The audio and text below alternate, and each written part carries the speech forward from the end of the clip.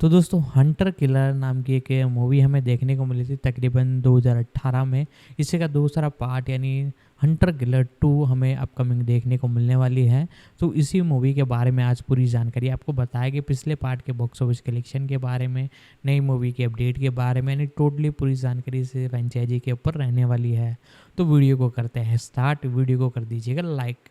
Hunter killer 2018 की अमेरिकी action thriller film है जिसका निर्देशन डोनोवन मार्श ने किया है, जिसे अर्ने श्मिट और जेमी मॉस ने लिखा है, और यह डॉन कीथ और जॉर्ज वालेस के 2012 के उपन्यास फायरिंग पॉइंट पर आधारित है। इस फिल्म में गेरार्ड बटलर और गैरी ओल्डमैन के साथ माइकल नेक्विस्ट अपनी अंतिम फिल्म भूमिकाओं में से एक में, कॉमन, लिंडा कार्डेलिनी और टोबी स्टीफेंस सहायक भूमिकाओं में है, और यह एक पनडुब्बी चालक दल और यूनाइटेड स्टेट्स नेवी सील के एक समूह का अनुसरण करती है जो पकड़े गए रूसी राष्ट्रपति को तख्तापलट से बचाते हैं। हंटर किलर को संयुक्त राज्य अमेरिका में 26 अक्टूबर 2018 को समिट प्रीमियर द्वारा रिलीज किया गया था। फिल्म ने बॉक्स ऑफिस पर धमाका किया और आलोचकों से मिश्रित समीक्षा प्राप्त की, जिन्होंने इसे एक साधारण औसत एक्शनर के रूप में देखा। 4 कथानक। अमेरिका की लॉस एंजिल्स श्रेणी की पनडुब्बी यूएसएस टैंपा बे आर्कटिक में रूसी अकुला श्रेणी की पनडुब्बी कोने का पीछा करते हुए गायब हो जाती है। रियर एडमिरल जॉन फिस्क ने नवपदोन्नत और अपरंपरागत कमांडर जो ग्लासको वर्जीनिया श्रेणी की पनडुब्बी यूएसएस अरकांसस पर जांच का नेतृत्व करने का आदेश दिया। उसी समय lieutenant Bill Beaman navy SEAL team का नेतृत्व करते हुए पोलार्नी, मर्मंस्क ओब्लास्ट में रूसी नौसैनिक अड्डे का निरीक्षण करने के लिए एक गुप्त मिशन पर जाते हैं। बेस पर सील्स रक्षा मंत्री admiral of the fleet Dmitri Durov को तख्तापलट करते और रूसी राष्ट्रपति निकोलाई जकारिन को बंदी बनाते हुए देखते हैं। उन्हें जल्दी ही एहसास हो जाता है कि दुरोव का इरादा युद्ध भड़काना है। रूसियों द्वारा रेडियो इंटरसेप्ट चेक के दौरान सील्स बाल बच जाते हैं, लेकिन मार्टिनेली को एक रूसी अधिकारी द्वारा पैर में गोली मार दी जाती है, जो उनके छिपे हुए स्थान पर अंधाधुंध फायरिंग करता है। नतीजतन टीम को उसे पीछे छोड़ने के लिए मजबूर होना पड़ता है। इस बीच अरकांसस को एक परेशान करने वाली खोज होती है जब वे तांपा खाड़ी के मलबे के पास आते हैं, जिसमें कोई भी जीवित नहीं मिलता है। इसके अतिरिक्त वे डूबी हुई रूसी पनडुब्बी कोनेक पर ठोकर खाते हैं, जो भीतर से क्षतिग्रस्त प्रतीत होती है, जो बाहरी हमले की बजाय संभावित आंतरिक तोड़फोड़ का संकेत देती है। उनकी स्थिति तब बदतर हो जाती है जब उन पर एक अन्य रूसी पनडुब्बी वोल्कोव द्वारा अप्रत्याशित रूप से हमला किया जाता है, जिसे एक हिमखंड के नीचे छुपाया गया था। यह स्पष्ट हो जाता है कि वोल्कोव तांपा खाड़ी पर अकारण टारपीडो करने के लिए जिम्मेदार था। हालांकि अरकांसस जवाबी कार्रवाई करने में कामयाब हो जाता है और कोनेक से बचे हुए रूसी लोगों को सफलतापूर्वक बचा लेता है, जिसमें उनके कमांडिंग ऑफिसर कैप्टन 2 एनडी रैंक सर्गेई एंड्रोपोव भी शामिल है। अमेरिकी सरकार तख्तापलट का पर्दाफाश करती है, जिसके कारण एडमिरल चार्ल्स डोनेगन युद्ध की तैयारियों की सिफारिश करते हैं। हालांकि फिस्क का सुझाव है कि अरकांसस को जकारिन को बचाने के बाद बीमन की टीम के साथ मिलना चाहिए। ग्लास हिचकिचाते हुए एंड्रोपोव को सहायता प्रदान करने के लिए राजी करता है और उसे अपने चालक दल को एंड्रोपोव की उपस्थिति को स्वीकार करने और उस पर भरोसा करने के लिए भी राजी करना चाहिए। चुनौतीपूर्ण पानी के नीचे के इलाके और बेस की रक्षा करने वाली माइनफील्ड को नेविगेट करने में एंड्रोपोव की विशेषज्ञता का उपयोग करते हुए ग्लास सफलतापूर्वक अरकांसस को बिना किसी पहचान के बेस के पास ले जाता है। बीमन की टीम रूसी राष्ट्रपति सुरक्षा सेवा के एक एजेंट ओलेग को बचाने में सफल हो जाती है, जिसे पहले ड्यूरोव के आदमियों द्वारा जकारिन की रक्षा करते समय गोली मार दी गई थी। वे बेस में घुसपैठ करने और राष्ट्रपति जकारिन को सफलतापूर्वक वापस लाने के लिए एक साथ काम करते हैं, लेकिन इस प्रक्रिया में ओलेग, डेविन हॉल और मैट जॉनस्टोन को खो देते हैं। मार्टिनेली द्वारा स्नाइपर कवर प्रदान करने के साथ बीमन घायल राष्ट्रपति को अरकांसस के गहरे जलमग्न बचाव वाहन में लाता है और फिर मार्टिनेली को बचाने के लिए अकेले लौटता है। जैसे ही अमेरिका और रूसी बेरे युद्ध के लिए तैयार होते हैं, अरकांसस को तब अधिक नुकसान होता है जब उस पर एंद्रोपोव के पुराने जहाज आरएफएस येवचेंको द्वारा हमला किया जाता है, जो अब ड्यूरोव की साजिश के सदस्य कैप्टन व्लादे सुत्रेव की कमान में है। हालांकि एंद्रोपोव येवचेंको को यह संदेश देने में कामयाब हो जाता है कि राष्ट्रपति जकारिन पनडुब्बी पर सवार है। जब ड्यूरोव ने बेस पर अपनी सेना को सतह पर मौजूद अरकांसस पर मिसाइलें दागने का निर्देश दिया, तो ग्लास ने कार्रवाई करने से इनकार कर दिया, यह महसूस करते हुए कि जवाबी कार्रवाई से वह युद्ध शुरू हो सकता है जिसे वह रोकने की कोशिश कर रहा है। अंतिम क्षणों में एंड्रोपोव के पूर्व चालक दल के लोग आदेशों की अवहेलना करते हैं और अरकांसस पर हमला करने से पहले अपने क्लोज-इन हथियार प्रणाली से आने वाली मिसाइलों को सफलतापूर्वक नष्ट कर देते हैं। फिर वे अपनी मिसाइलों से नौसेना बेस मुख्यालय को नष्ट करने के लिए आगे बढ़ते हैं, जिससे डुरोव की मौत हो जाती है। युद्ध टलने के बाद ग्लास अरकांसस को रूसी नौसेना बेस पर डॉक करता है ताकि जकारिन और बचे हुए कोनेक चालक दल के सदस्यों को उनके देश वापस भेजा जा सके। अरकांसस बीमन और मार्टिनेली को उठाता है और रूसी नौसेना द्वारा अनुरक्षित पॉलिर्नी छोड़ देता है।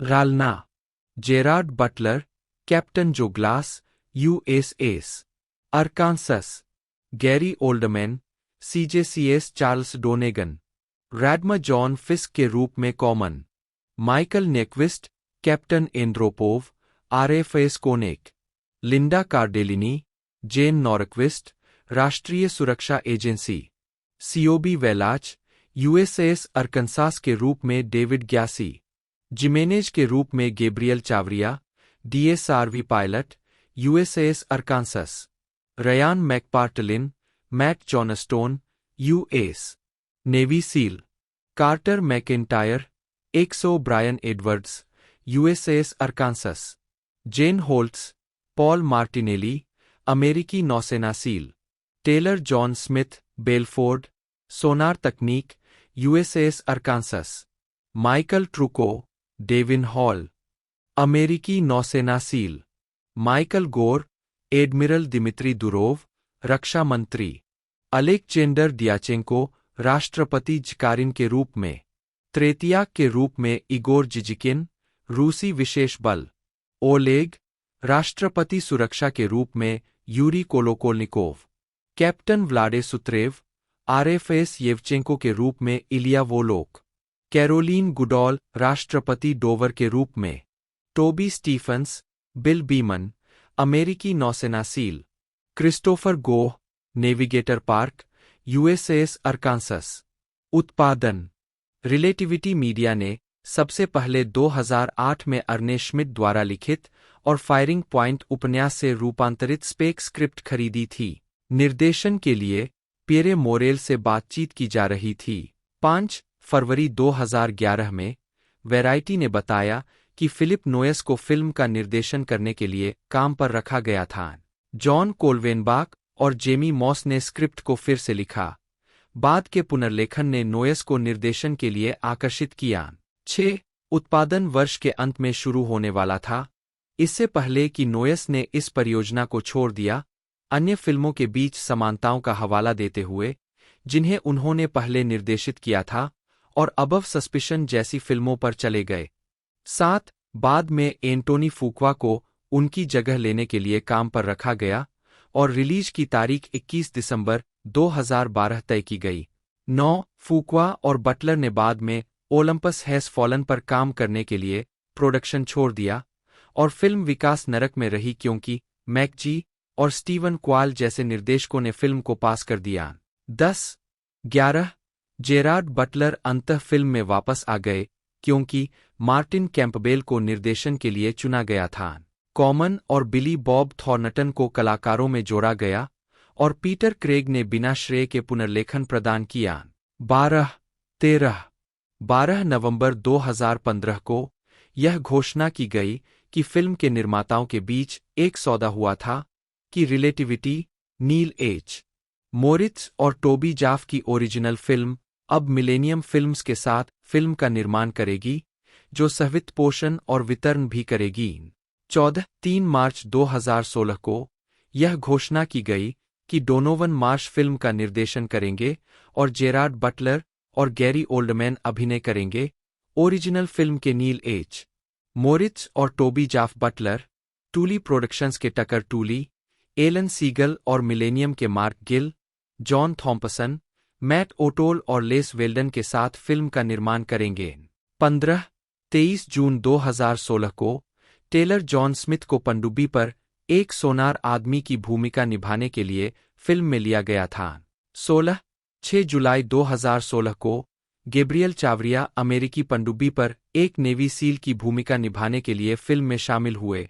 17 अगले दिन जेन होल्ट्स भी मार्टिनेली की भूमिका निभाने के लिए फिल्म में शामिल हुए, जो कि कुलीन इकाई का एक बहादुर और कुशल सदस्य था। 13 जुलाई 2016 को माइकल ट्रूको और रयान मैकपार्टलिन भी क्रमशः एक हथियार विशेषज्ञ डेविन हॉल और एक पूर्वसील और CIA चिकित्सक मैट जॉनस्टोन की भूमिका निभाने के लिए जहाज पर आए। 19 जुलाई 2016 को माइकल नेक्विस्ट को कैप्टन सरगेई एंद्रोपोव की भूमिका निभाने के लिए कलाकारों में जोड़ा गया।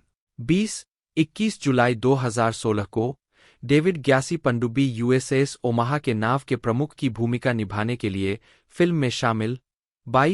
4 अगस्त 2016 को लिंडा कार्डेलिनी कलाकारों में शामिल हुई। 23 फिल्म की मुख्य फोटोग्राफी 25 जुलाई 2016 को लंदन और बुल्गारिया में शुरू हुई। 24 वर्जीनिया क्लास हंटर किलर पनडुब्बी के आंतरिक सेट को अमेरिकी नौसेना द्वारा अनुमोदित ब्लूप्रिंट का उपयोग करके ईलिंग स्टूडियो में बनाया गया था, जिसमें कैमरे की स्वतंत्र गति की अनुमति देने के लिए रिक्त स्थान को थोड़ा बढ़ाया गया था। समुद्र की हलचल का अनुकरण करने के लिए सेट को एक जिम्बल पर लगाया गया था। ईलिंग ने एक पेंटागन सेट की भी मेजबानी की, जहां से अमेरिकी सैन्यकर्मी पनडुब्बी की कार्रवाई को ट्रैक करते हैं। किंग्सवुड, सरे, यूके में पूर्व कानूनी और सामान्य भवन का भी पेंटागन के एक हिस्से के रूप में उपयोग किया गया था। हालांकि फिल्म के नायकों को अमेरिकी नौसेना सील के रूप में चित्रित किया गया है, लेकिन फिल्म के लिए कॉस्ट्यूमिंग विभाग ने ATACS FG छलावरन में व्यावसायिक रूप से उपलब्ध वर्दी का इस्तेमाल किया है। 25 जो कि अमेरिकी नौसेना द्वारा उपयोग में लाया जाने वाला पैटर्न नहीं है। 26 मुख्य हंटर किलर पनडुब्बी का बाहरी सेट पाइनवुड स्टूडियो के 806,000 गैलन बाहरी पानी के टैंक में बनाया गया था, जबकि पानी के नीचे के दृश्यों को लंदन के बाहर वार्नर ब्रदर्स स्टूडियो, लीवसरेन में एक अलग पानी के टैंक का उपयोग करके शूट किया गया था। रूसी बेस के अंदरूनी हिस्से को बल्गेरियाई राजधानी सोफिया में नुबोयाना फिल्म स्टूडियो में सेट के रूप में बनाया गया था। 27 मुक्त करना यह फिल्म 26 अक्टूबर 2018 को संयुक्त राज्य अमेरिका में लायंसगेट द्वारा समिट प्रीमियर लेबल के जरिए रिलीज की गई थी। इसे यूनाइटेड किंगडम सहित कई क्षेत्रों में एक हफ्ते पहले 19 अक्टूबर 2018 को रिलीज किया गया था। 28 यूक्रेन में फिल्म का प्रीमियर 25 अक्टूबर को होना था, लेकिन यूक्रेन के संस्कृति मंत्रालय ने सिनेमेटोग्राफी पर 2012 के एक कानून के आधार पर इसे प्रदर्शन लाइसेंस देने से इनकार कर दिया, जिसमें ऐसी फिल्मों के वितरण और स्क्रीनिंग पर प्रतिबंध लगाया गया था जिनका लक्ष्य एक आक्रामक राज्य और या सोवियत राज्य सुरक्षा अंगों के निकायों को लोकप्रिय बनाना है। यूक्रेनी राज्य फिल्म एजेंसी डेरजकिनो के एक प्रतिनिधि के अनुसार फिल्म की स्क्रीनिंग अवैध होगी क्योंकि इसमें रूसी राष्ट्रपति और रूसी सेना के एडमिरल की सकारात्मक छवि है। 2014 में क्रीमिया पर रूस के कब्जे के बाद से यूक्रेनी रूसी संबंध खराब हो गए हैं। 30 रूस में फिल्म का प्रीमियर 1 नवंबर को होना था, लेकिन फिल्म संस्कृति मंत्रालय से प्रदर्शन लाइसेंस प्राप्त करने में विफल रही। 30 मंत्रालय ने कहा कि वितरक द्वारा समीक्षा के लिए प्रस्तुत की गई फिल्म की प्रति खराब गुणवत्ता की थी और प्रतिस्थापन मंत्रालय द्वारा समय पर समीक्षा करने के लिए बहुत देर से प्रस्तुत किया गया था।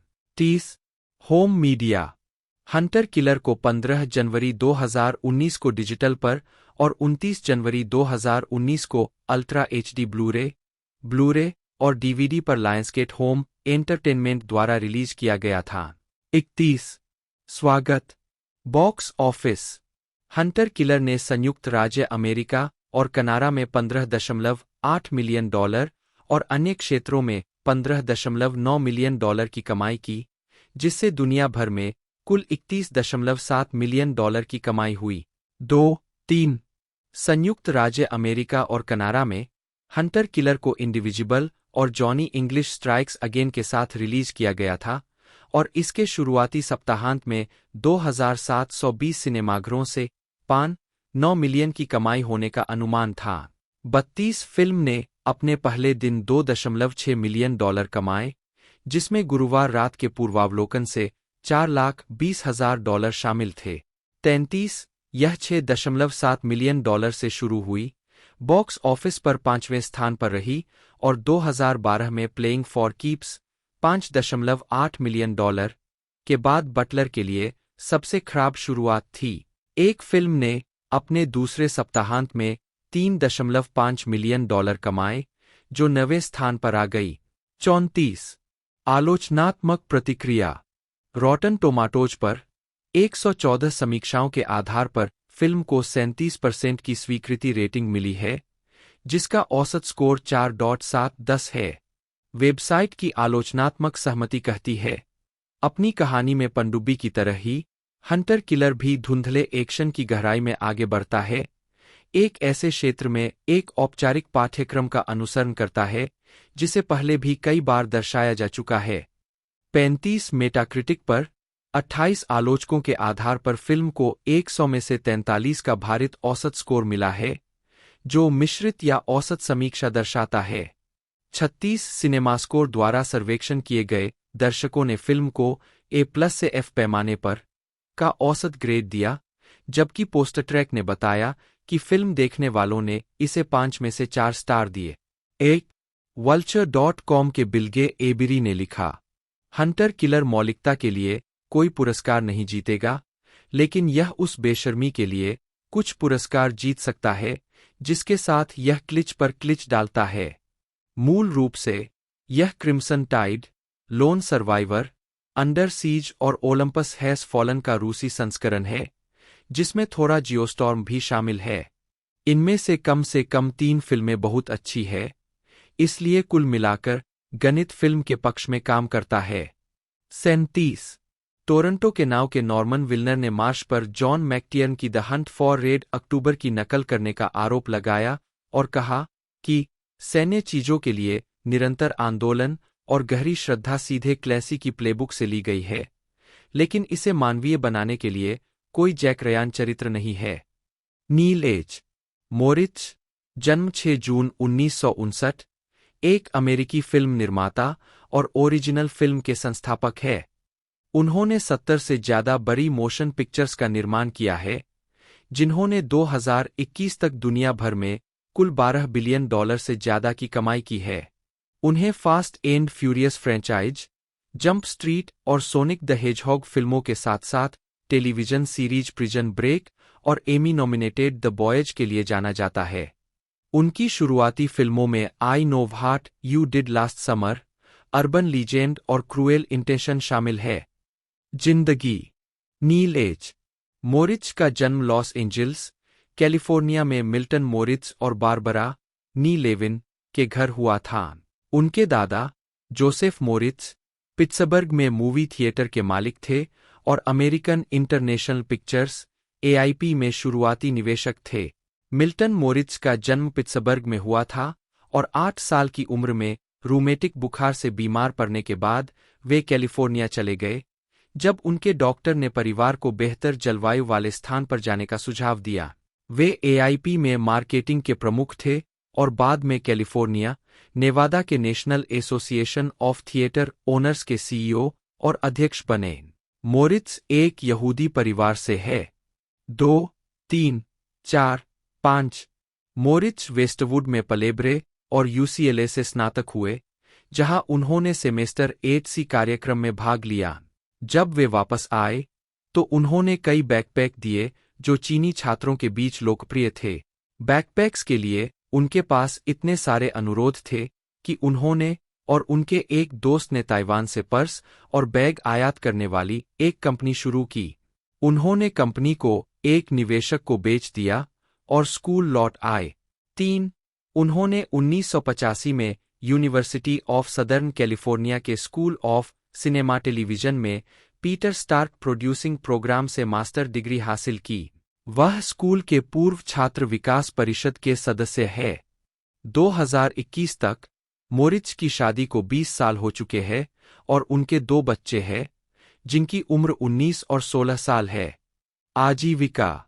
मोरिच के खाते में 70 से अधिक फिल्में हैं, जिनमें टुपैक शकूर अभिनीत juice, I know what you did last summer, urban legend franchise की पहली 2 फिल्में, cruel intentions, the skulls, fast and furious franchise, not other teen movie, XXX film series की पहली 2 फिल्में, XXX और XXX, state of the union, स्वॉट, Evan almighty, I am legend, made of honour, sweet home Alabama, total recall और jump street फिल्में। 21 jump street और 22 jump street शामिल है। हाल ही में उनकी फिल्मों में Sonic the hedgehog, Sonic the hedgehog 2, Spencer confidential, bloodshot, escape room, goosebumps और गूजबम्प्स 2, हॉन्टेड हैलोवीन शामिल है। उन्होंने टेलीविजन श्रृंखला द बॉयज, स्वाट, प्रीचर, हैप्पी, प्रिजन ब्रेक और द बिग ब्रेक का भी निर्माण किया है। सितंबर 2017 में मोरिच और ओरिजिनल फिल्म ने पैरामाउंट पिक्चर्स के लिए एक फर्स्ट लुक डील साइन की, जो 1 जनवरी 2019 को शुरू हुई, जिससे 20 से ज्यादा सालों के बाद वे अपने पुराने घर सोनी पिक्चर्स को छोड़ रहे हैं। हालांकि वे अभी भी सोनी पिक्चर्स टेलीविजन के साथ अपने समग्र सौदे को बनाए रखते हैं। अक्टूबर 2018 में मोरिच ने Los Angeles county superior court में यूनिवर्सल पिक्चर्स के खिलाफ मौखिक अनुबंध के उल्लंघन और प्रोमिसरी धोखाधड़ी के लिए मुकदमा दायर किया, जब वितरक ने उन्हें हॉब्स एंड शॉ पर मुख्य निर्माता के रूप में हटा दिया। 2 सितंबर 2020 को California court of appeal for the second appellate district ने एक प्रकाशित राय दायर की, जिसमें मोरिच के दावों की मध्यस्थता के लिए यूनिवर्सल के प्रस्ताव को ट्रायल कोर्ट द्वारा अस्वीकार करने की पुष्टि की गई। 10 सितंबर 2020 को यह बताया गया कि दोनों पक्ष एक सौहार्दपूर्ण समझौते पर पहुंच गए हैं। 7 मोरिच को 2021 की फिल्म F9 और 2023 की फिल्म फास्ट एक्स के लिए निर्माता क्रेडिट प्राप्त हुआ। फिल्मोग्राफी। जब तक अन्यथा उल्लेख न किया जाए, वे सभी फिल्मों में निर्माता थे। बटलर ने action thriller Olympus Has Fallen 2013 में Secret Service agent Mike Banning की भूमिका निभाई, जिसमें सहकलाकार आरोन एकहार्ट और मॉर्गन फ्रीमैन थे। उन्होंने कहा कि फिल्म की शूटिंग के दौरान उनकी गर्दन की 2 हड्डियां टूट गईं, लेकिन उन्हें इसका एहसास तब तक नहीं हुआ जब तक उनका MRI स्कैन नहीं हुआ। 37 बटलर ने 2014 में How to Train Your Dragon 2 में स्टोइक के रूप में अपनी आवाज की भूमिका को दोहराया। 2 साल बाद उन्होंने ओलंपस हैज़ फॉलन के सीक्वल लंदन हैज़ फॉलन में माइक बेनिंग के रूप में अपनी भूमिका को दोहराया और गॉड्स ऑफ इजिप्ट में सेट का भी चित्रण किया। 2018 के अंत में बटलर ने हंटर किलर फिल्म में वर्जीनिया श्रेणी की परमाणु पनडुब्बी USS अरकांसस के पनडुब्बी कप्तान कमांडर जो ग्लास की भूमिका कोविड-19 के कारण रिलीज में देरी के बाद बटलर ने 2020 में ग्रीनलैंड में अभिनय किया। जनवरी 2024 में बटलर को How to Train Your Dragon के लाइव एक्शन रीमेक में स्टोइक के रूप में अपनी भूमिका को फिर से निभाने की घोषणा की गई, जिसे 2025 में रिलीज किया जाना है। 38 वह 2011 से एक्टर्स ब्रांच में academy of motion picture arts and sciences के सदस्य है। 39-40 व्यक्तिगत जीवन। अक्टूबर 2011 से बटलर ने अपना समय लॉस एंजिल्स और ग्लास्गो के बीच बांटा है। 41 2011 में ऑफ मेन एंड मैवरिक्स के फिल्मांकन के दौरान कैलिफोर्निया के मैवरिक्स में सर्फिंग की घटना के बाद उन्हें स्टैनफोर्ड यूनिवर्सिटी मेडिकल सेंटर ले जाया गया था। 42 उनकी हालत स्थिर थी और उसी सप्ताह बाद में उन्हें अस्पताल से छुट्टी दे दी गई थी। 43 बटलर ने साक्षात्कारों में कहा है कि वह अब शराब नहीं पीते हैं।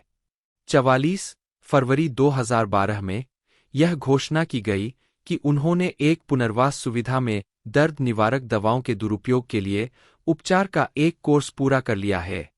45 उन्हें चिंता थी कि वह निर्धारित दर्द की दवा पर बहुत अधिक निर्भर हो गए थे, जो उनकी सर्फिंग दुर्घटना के बाद बढ़ गई थी। 45 2011 में बटलर ने सेल्टिक एफसी के लिए एक चैरिटी मैच में खेला, एक फुटबॉल क्लब जिसका उन्होंने बचपन से समर्थन किया है। 41 एक साल बाद उन्होंने हॉलीवुड फिल्म में सेल्टिक का प्रतिनिधित्व किया, जिसमें प्लेइंग फॉर कीप्स में एक पूर्व खिलाड़ी की भूमिका निभाई। 46 अगस्त 2013 में उन्होंने जमैका तल्लावाह क्रिकेट टीम में इक्विटी हिस्सेदारी खरीदी, जो लिमाकोल कैरेबियन प्रीमियर लीग (CPL) का हिस्सा है। 47 उन्होंने 2010 से मैरीज मील्स चैरिटी का समर्थन किया है। 48 उन्होंने 2014 में लाइबेरिया में अंतर्राष्ट्रीय विकास चैरिटी के कार्यक्रम का दौरा किया। 49 फिल्मोग्राफी। मुख्य लेख जेरार्ड बटलर फिल्मोग्राफी। पुरस्कार और नामांकन। वर्ष शीर्षक पुरस्कार वर्ग परिणाम संदर्भ 2004 प्रिय फ्रेंकी कैप्री हॉलीवुड अंतर्राष्ट्रीय फिल्म महोत्सव कैप्री ब्रेकआउट एक्टर अवार्ड जीत गया। 2005 the Phantom of the opera online film और टेलीविजन एसोसिएशन पुरस्कार सर्वश्रेष्ठ संगीत रूपांतरित गीत the music of the night के लिए मनोनीत। 52 2005 सैटेलाइट पुरस्कार मोशन पिक्चर में सर्वश्रेष्ठ अभिनेता कॉमेडी या म्यूजिकल मनोनीत।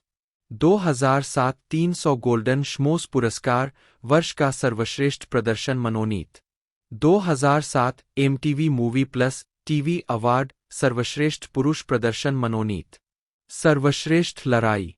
स्नातक होने के बाद उन्होंने एडिनबर्ग लॉ फर्म में प्रशिक्षु वकील के रूप में पदभार ग्रहण किया।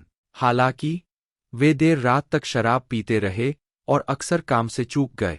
वकील के रूप में योग्य होने से एक सप्ताह पहले उन्हें नौकरी से निकाल दिया गया। 25 वर्ष की आयु में और एक अयोग्य वकील, वे प्रसिद्ध होने के अपने सपने को पूरा करने के लिए लंदन चले गए। उन्होंने स्वीकार किया, जब मैंने शुरुआत की तो मुझे यकीन नहीं था कि मैं वास्तव में सही कारणों से इसमें था। मैं प्रसिद्ध होना बहुत चाहता था। 10 शुरुआत में कोई भी अभिनय भूमिका पाने में असमर्थ होने के कारण उन्होंने वेटर, टेलीमार्केटर और मेलों में खिलौना प्रदर्शनकर्ता सहित कई तरह की नौकरियों में काम किया।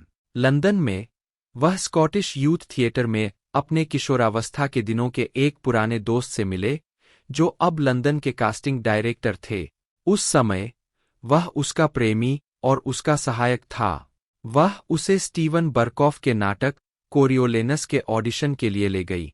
13 निर्देशक ने बटलर के ऑडिशन के बारे में कहा, जब वह पढ़ता था तो उसमें इतनी जोश और उत्साह होता था, इतना कि यह अन्य अभिनेताओं को सुस्त बना देता था, कि मैंने उसे कलाकारों की टुकड़ी में शामिल करने का फैसला किया। 14 तब 27 साल की उम्र में बटलर को अपना पहला पेशेवर अभिनय कार्य मिला। एक साल से भी कम समय बाद उन्होंने एडिनबर्ग फेस्टिवल में ट्रेनस्पॉटिंग के थिएटर रूपांतरण में एक भूमिका जीती। 30 साल की उम्र में उन्होंने लॉस एंजिल्स जाने का फैसला किया, जहां उन्होंने Dracula 2000, Tomb Raider 2, Dear Frankie और फैंटम ऑफ द ओपेरा में भूमिकाएं जीती। 14 अभिनय कैरियर। 2011 बर्लिन फिल्म महोत्सव में बटलर। लंदन में बटलर ने कई तरह के अजीबोगरीब काम किए, जब तक कि उन्हें अभिनेता और निर्देशक स्टीवन बर्कॉफ, जो बाद में एटिला 2001 में उनके साथ दिखाई दिए, ने कोरियोलेनस के एक स्टेज प्रोडक्शन में कास्ट नहीं किया।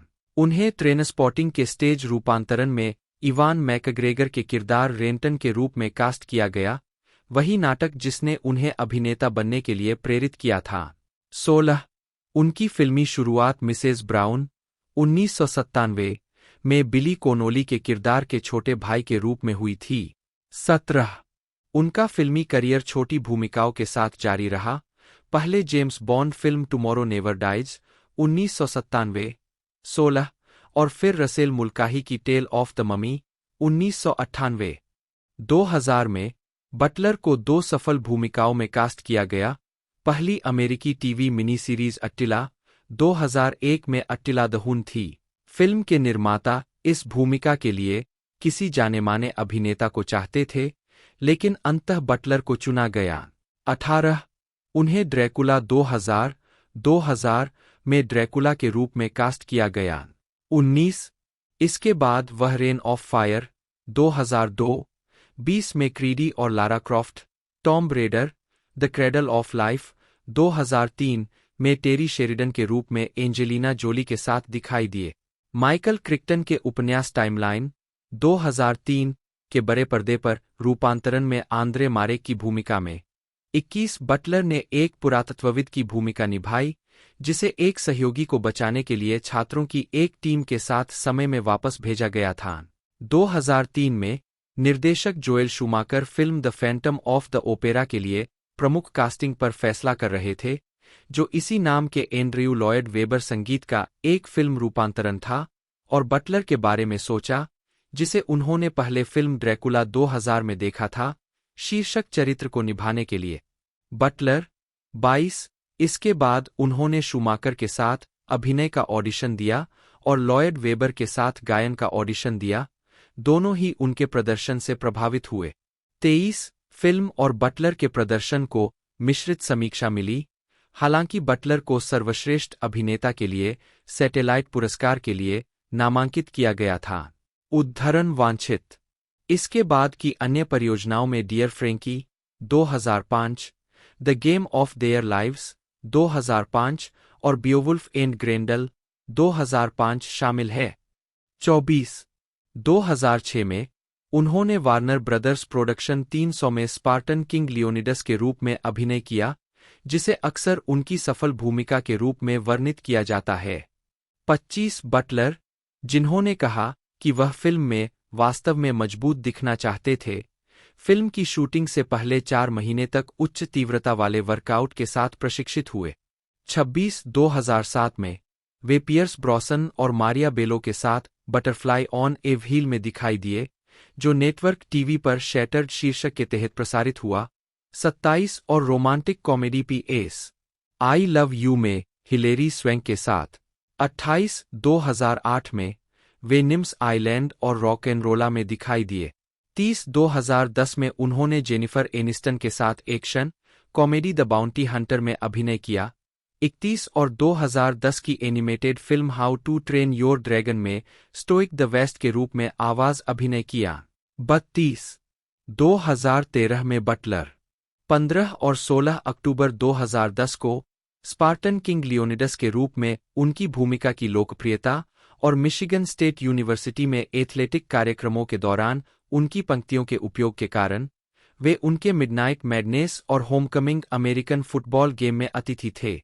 33 अगस्त 2011 तक बटलर प्लेइंग फॉर कीप्स की शूटिंग के दौरान गाने लिख रहे थे और एक एल्बम रिकॉर्ड करने की प्रक्रिया में थे। 34 उन्होंने उन अफवाहों को खारिज कर दिया कि मर्लिन मैनसन और जॉनी डेप ने उन्हें इस प्रोजेक्ट पर सलाह दी थी। 35 उस साल 18 दिसंबर को चेजिंग मावेरिक्स की शूटिंग के दौरान बटलर को बड़ी लहरों के नीचे खींचे जाने के बाद अस्पताल में भर्ती कराया गया था। इसके बाद उन्हें स्टैनफोर्ड यूनिवर्सिटी मेडिकल सेंटर ले जाया गया और बाद में छुट्टी दे दी गई। 36 टूली का जन्म कैलिफोर्निया में हुआ था। उद्धरण आवश्यक टूली ने कैलिफोर्निया विश्वविद्यालय सांता बारबरा से B.A. की उपाधि प्राप्त की। उद्धरण आवश्यक आजीविका टकर टूली एक अमेरिकी फिल्म निर्माता है। वह टूली और ग्रेग रेंकर द्वारा स्थापित फीचर फिल्म और टेलीविजन वित्त और उत्पादन कंपनी टकर टूली एंटरटेनमेंट के CEO है। फरवरी 2024 तक टूली की फिल्मों ने दुनिया भर के बॉक्स ऑफिस पर $2.5 बिलियन से अधिक की कमाई की है। कंपनी 2024 में 4 फीचर फिल्में रिलीज करने के लिए तैयार है, जिसमें लायंसगेट के साथ आर्थर द किंग 15 मार्च 2024 शामिल है, जिसमें मार्क वाहलबर्ग मुख्य भूमिका में है। एक नेटफ्लिक्स के साथ द डिलीवरेंस, निर्देशक ली डेनियल की एंड्राडे और ग्लेन क्लोज अभिनीत हॉरर फिल्म, दो डेन ऑफ थीव्स 2, पेंटेरा, जिसमें जेरार्ड बटलर और ओशे जैक्सन जूनियर मुख्य भूमिका में है। निर्देशक क्रिश्चियन गुडेगास्ट सफल हीस्ट थ्रिलर के सीक्वल के लिए लौट रहे हैं। 3 और फाइंडिंग सातोशी, एक प्रीमियम डॉक्यूमेंट्री जो बिटकॉइन के रहस्यमय संस्थापक और बेस्ट सेलिंग लेखक और वित्तीय पत्रकार विलियम डी कोहन की मदद से क्रिप्टोकरेंसी की बड़ी स्थिति का पता लगाती है। 4. टूली ने अपने फिल्मी करियर की शुरुआत इंटरलाइट पिक्चर्स में एक क्रिएटिव एग्जीक्यूटिव के तौर पर की थी। पहली फिल्म जिसे उन्होंने फाइनेंस किया था वह थी 6 below miracle on the mountain, जो एरिक लेमार्क के संस्मरण पर आधारित थी। जोश हार्टनेट अभिनीत यह फिल्म अक्टूबर 2017 में रिलीज हुई थी। 5. 1997 से 2003 तक टूली ने विंसेंट न्यूमैन के साथ प्रोडक्शन कंपनी न्यूमैन टूली फिल्म्स चलाई, जिसमें कई स्वतंत्र और स्टूडियो फिल्में बनाई गईं।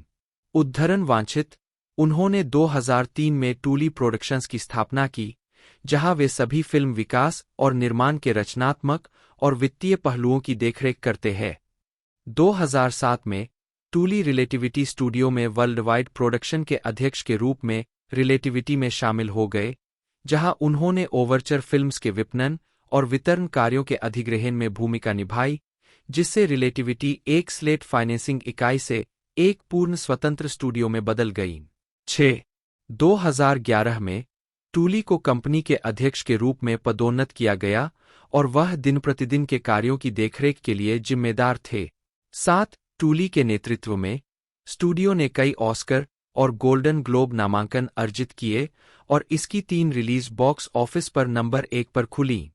उद्धरण वांछित, रिलेटिविटी में रहते हुए टूली डेविड ओ रसेल की द फाइटर के शुरुआती समर्थक और कार्यकारी निर्माता थे, जिसने 7 ऑस्कर नामांकन अर्जित किए और 2 जीते। इसके अलावा उन्होंने नील बर्गर की लिमिटलेस का निर्माण या कार्यकारी निर्माण किया, जिसमें ब्रैडली कूपर ने अभिनय किया, और action thriller Act of Valour, जो दोनों घरेलू बॉक्स ऑफिस पर नंबर 1 पर रहीं। अन्य क्रेडिट में चैनिंग टैटम और अमांडा सेफ्रेड अभिनीत डियर जॉन, निकोलस स्पार्क्स की सेफ हेवन और स्टीवन सोडरबर्ग की हेवायर शामिल है। अक्टूबर 2015 में टूली ने कंपनी छोड़ दी। 8. 2018 में टूली डॉक्यूमेंट्री मेकिंग मोंटगोमरी क्लिफ्ट में दिखाई दिए। 9. रिलेटिविटी छोड़ने के बाद टूली अपने स्वयं के बैनर तले निर्माण में लौट आए। 10. टूली ने हुलू के The United States versus Billie Holiday का निर्माण किया, जिसमें एंड्रा डे ने मुख्य भूमिका निभाई, जिसके लिए डे को अकादमी पुरस्कार के लिए नामांकित किया गया। टूली academy of motion picture arts and sciences की प्रोड्यूसर्स शाखा के साथ साथ प्रोड्यूसर्स गिल्ड ऑफ अमेरिका के सदस्य भी है। मान्यता और पुरस्कार। 2009 में उन्हें Ischia global film and music festival द्वारा एग्जीक्यूटिव ऑफ द ईयर नामित किया गया था। उद्धरण आवश्यक, अन्य भूमिकाएं और संबद्धताएं। टूली academy of motion picture arts and sciences के साथ साथ प्रोड्यूसर्स गिल्ड ऑफ अमेरिका के सदस्य भी है। उद्धरण आवश्यक, पारिवारिक और व्यक्तिगत जीवन। सितंबर 2012 में टूली ने कैलिफोर्निया के सांता बारबरा में टेसा मेनेफी बेंसन से शादी की। 11. फिल्मोग्राफी। निर्माता। वर्ष शीर्षक भूमिका नोट्स। 1998 साउंडमैन सह निर्माता, केवल न्यूयॉर्क में निर्माता। 1999 अंतिम मार्शल निर्माता। 2001 साये में निर्माता। 2003 पुलहॉल जंकीज निर्माता। एक अलग आदमी निर्माता। इसे चीर 2 निर्माता। 2005 शैडो बॉक्सर कार्यकारी निर्माता। ड्रामा स्कूल छोड़ने के बाद ओल्डमैन अपने वर्ष में पेशेवर काम पाने वाले पहले व्यक्ति थे। 14. उन्होंने कहा कि यह सबसे प्रतिभाशाली अभिनेता होने का नतीजा नहीं था, बल्कि परिश्रम और आवेदन का था। 14. 15. 1979 में उन्होंने यॉर्क के थिएटर रॉयल में एनेट केर के साथ थार्क में अभिनय किया। 16. इसके बाद के नाटकों में कैबरे, प्राइवेट ऑन परेड और रोमियो एंड जूलियट शामिल थे। 17 दिसंबर 1979 में ओल्डमैन यॉर्क में मंचित डिक व्हिटिंगटन एंड हिज कैट में पुस के रूप में दिखाई दिए। 18 उन्होंने कोलचेस्टर में भी अभिनय किया, फिर ग्लासगो के सिटीजन्स थिएटर के साथ। 6 ओल्डमैन की कार्यनीति और ट्रेडमार्क तीव्रता उन्हें 1980 के दशक के दौरान ग्लासगो में दर्शकों के बीच पसंदीदा बनाती। उन्होंने सिटीजन्स थिएटर कंपनी के साथ यूरोप और दक्षिण अमेरिका का दौरा भी किया। 13 1980 से 1981 तक Oldman the massacre at Paris, Christopher Marlowe, desperado corner, Shaun Lawton और रॉबर्ट डेविड मैकडोनाल्ड के नाटकों चिंचिला और ए वेस्ट ऑफ टाइम में दिखाई दिए। उन्होंने 1982 में ग्लेंडा जैक्सन के साथ मैकडोनाल्ड के समिट कॉन्फ्रेंस के 6 महीने के वेस्ट एंड रन में प्रदर्शन किया। 6 उसी वर्ष ओल्डमैन ने कॉलिन ग्रेग की रिमेम्बरेंस में अपनी फिल्म की शुरुआत की और डॉन बॉयड की गॉसिप में अभिनय किया होता अगर वह फिल्म असफल नहीं होती। अगले वर्ष उन्होंने माइक ले की फिल्म मीनटाइम में स्किनहेड के रूप में एक अभिनीत भूमिका निभाई और एंटरटेनिंग मिस्टर स्लोएन, जो ऑर्टन सेव्ड ओल्डमैन के लिए एक बड़ी सफलता साबित हुई। रॉयल कोर्ट थिएटर के कलात्मक निर्देशक मैक्स स्टैफोर्ड क्लार्क ने ओल्डमैन के प्रदर्शन को देखा और उन्हें 1984 में बॉन्ड की द पोप्स वेडिंग की मुख्य भूमिका स्कोपी के रूप में कास्ट किया। 6 अपने प्रशंसित प्रदर्शन के लिए उन्होंने ब्रिटिश थिएटर के 2 शीर्ष सम्मान जीते, सर्वश्रेष्ठ नवागंतुक के लिए टाइम आउट फ्रिंज पुरस्कार और सर्वश्रेष्ठ अभिनेता के लिए ड्रामा थिएटर पुरस्कार, जिनमें से बाद वाला पुरस्कार प्रावदा में उनके प्रदर्शन के लिए भावी फिल्म सहकलाकार एंथनी हॉपकिंस के साथ साझा किया गया। 13 19 द पोप्स वेडिंग में ओल्डमैन की भूमिका ने रॉयल कोर्ट के साथ काम करने का सिलसिला शुरू कर दिया और 1984 से 1986 तक वे rat in the skull, Ron Hutchinson, the desert air, Nicholas Wright, Cain and Abel, the Danton affair, Pam Gems, women beware women, Thomas Middleton, real dreams, Trevor Griffiths और बॉन्ड के तीनों the war plays, red black and ignorant, the tin can people और great peace में दिखाई दिए। 6 Oldman 1985 से 1986 तक royal Shakespeare company के सदस्य थे। 20 1986 से 1993 प्रमुखता और सफलता की ओर बढ़ना। 1984 में पोप्स वेडिंग का निर्माण निर्देशक एलेक्स कॉक्स ने देखा था, जिन्होंने ओल्डमैन को 1986 की फिल्म सिड एंड नैन्सी में संगीतकार सिड विशियस की भूमिका की पेशकश की थी। उन्होंने इसे स्वीकार करने से पहले 2 बार भूमिका ठुकरा दी, क्योंकि उनके अपने शब्दों में, मुझे वास्तव में सिड विशियस और पंक आंदोलन में कोई दिलचस्पी नहीं थी। मैंने कभी इसका अनुसरण नहीं किया। यह ऐसा कुछ नहीं था जिसमें मेरी रुचि थी। मुझे लगा कि स्क्रिप्ट नीरस थी और कौन परवाह करता है और क्यों परेशान होना और यह सब। और मैं थोड़ा बहुत अपनी नाक हवा में उठाए हुए था और कुछ सोच रहा था, अच्छा थिएटर, इतना बेहतर और यह सब। उन्होंने वेतन और अपने एजेंट के आग्रह के आधार पर पुनर्विचार किया। 21 1987 में ओल्डमैन ने प्रिक अप योर ईयर्स में जो ऑर्टन के रूप में अपनी तीसरी अभिनीत फिल्म भूमिका प्राप्त की, जिसके लिए उन्हें सर्वश्रेष्ठ अभिनेता के लिए बाफ्टा नामांकन मिला। उसी वर्ष वह द कंट्री वाइफ, विलियम विचरले और सीरियस मनी, कैरिल चर्चिल नाटकों में दिखाई दिए। 6 फिल्म निर्देशक ल्यूक बेसन ने बताया कि कैसे द फिफ्थ एलिमेंट 1997 के सेट पर ओल्डमैन हेमलेट, विलियम शेक्सपियर के किसी भी दृश्य को सुना सकते थे जिसमें उन्होंने 1 दशक पहले अभिनय किया था। 22 सिड एंड नैन्सी और प्रिक अप योर ईयर्स में ओल्डमैन के अभिनय ने हॉलीवुड में काम का रास्ता तैयार किया, जिसे यूनाइटेड स्टेट्स के फिल्म समीक्षक रोजर एबर्ट से प्रशंसा मिली। एबर्ट ने लिखा, दोनों प्रदर्शनों में कोई समानता नहीं है। कुछ प्रतिभाशाली अभिनेताओं की तरह ओल्डमैन हर भूमिका के लिए खुद को फिर से आविष्कार करने में सक्षम है। इन 2 फिल्मों के आधार पर वह आसपास के सर्वश्रेष्ठ युवा ब्रिटिश अभिनेता है। 23 विशियस के पूर्व sex pistol bandmate John laden ने सिड और नैन्सी की आलोचना करने के बावजूद ओल्डमैन को बहुत अच्छा अभिनेता बताया। 24 यह प्रदर्शन प्रीमियर पत्रिका के सभी समय के 100 महानतम प्रदर्शनों 25 में 62वें स्थान पर और अनकट। गैरी लियोनार्ड ओल्डमैन, जन्म 21 मार्च 1958, एक अंग्रेजी अभिनेता और फिल्म निर्माता है। अपनी बहुमुखी प्रतिभा और गहन अभिनय शैली के लिए जाने जाने वाले उन्हें कई पुरस्कार मिले हैं, जिनमें एक अकादमी पुरस्कार, एक गोल्डन ग्लोब पुरस्कार, 3 ब्रिटिश अकादमी फिल्म पुरस्कार और 2 प्राइम टाइम एमी पुरस्कारों के लिए नामांकन शामिल है। उनकी फिल्मों ने दुनिया भर में $11 बिलियन से अधिक की कमाई की है, जिससे वे अब तक के सबसे अधिक कमाई करने वाले अभिनेताओं में से एक बन गए हैं। एक ओल्डमैन ने 1979 में थिएटर में अभिनय करना शुरू किया और रिमेम्बरेंस 1982 में अपनी फिल्मी शुरुआत की।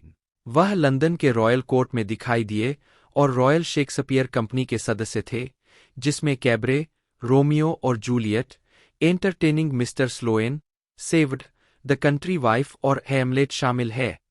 उन्होंने सिड एंड नैन्सी 1986 में, Sid Vicious, Prick Up Your Ears 1987 में, जो ऑर्टन और Rosencrantz and Guildenstern Are Dead 1990 में रोसेनक्रांट्स की भूमिकाएं निभाकर ब्रिटिश फिल्मों में प्रमुखता हासिल की। ब्रिट पैक के सदस्य माने जाने वाले 2 उन्होंने स्टेट ऑफ ग्रेस 1990 में, न्यूयॉर्क गैंगस्टर, JFK 1991 में, ली हार्वे ओसवाल्ड और ब्रैम स्टोकर की ड्रैकुला 1992 में काउंट ड्रैकुला के रूप में अधिक पहचान हासिल की।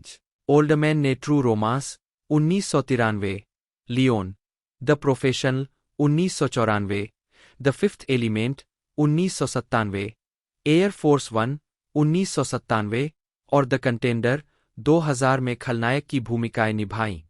उन्होंने हैरी पॉटर सीरीज 2004 से 2011 में, Sirius Black, the dark night trilogy 2005 से 2012 में, जेम्स जिम गॉर्डन, कुंग फू पांडा 2 2011 में, लॉर्ड शेन और dawn of the planet of the apes 2014 में ड्रेफ्स जैसी फ्रेंचाइजी भूमिकाएं भी निभाई है।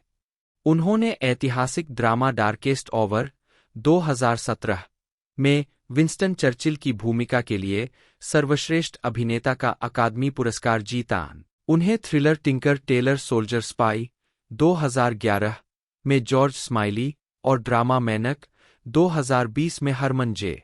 मैनक्यूविच की भूमिका के लिए ऑस्कर के लिए नामांकित किया गया था। ओल्डमैन ने नील बाय माउथ 1997 फिल्म भी लिखी और निर्देशित की। टेलीविजन पर उन्होंने BBC फिल्म द फर्म 1989 में अभिनय किया।